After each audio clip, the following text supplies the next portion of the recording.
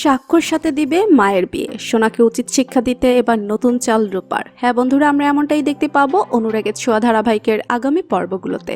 হসপিটালে বাবার সোনাকে দেখতে পেরেও নিজের পরিচয় দেয়নি রূপা। তাদের চোখ ফাঁকি দিয়ে সেখান থেকে বেরিয়ে যায় রূপা। এরপরই রূপার চোখের অপারেশন শুরু হয়ে যায়।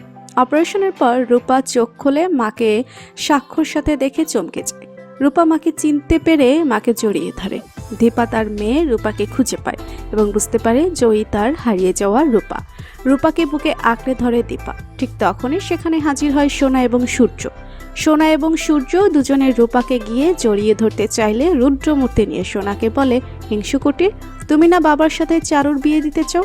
তুমি না চারুকে মা ডাকতে চাও? ঠিক আছে হিংসুকুটি, আমার মায়ের সাথে আজ থেকে তোমার আর কোনো সম্পর্ক নেই। এবার আমি আমার মায়ের বিয়ে আমার বাবার সাক্ষর সাথে দিব। তোমাদের সাথে আমার মায়ের কোনো সম্পর্ক নেই। এইভাবে সোনাকে জানিয়ে দেয় রূপা। তা শুনে চমকে যায় সোনা। সোনা বুঝতে পারে এবার রূপা তার মাকে তার কাছ থেকে ছিনিয়ে নেবে।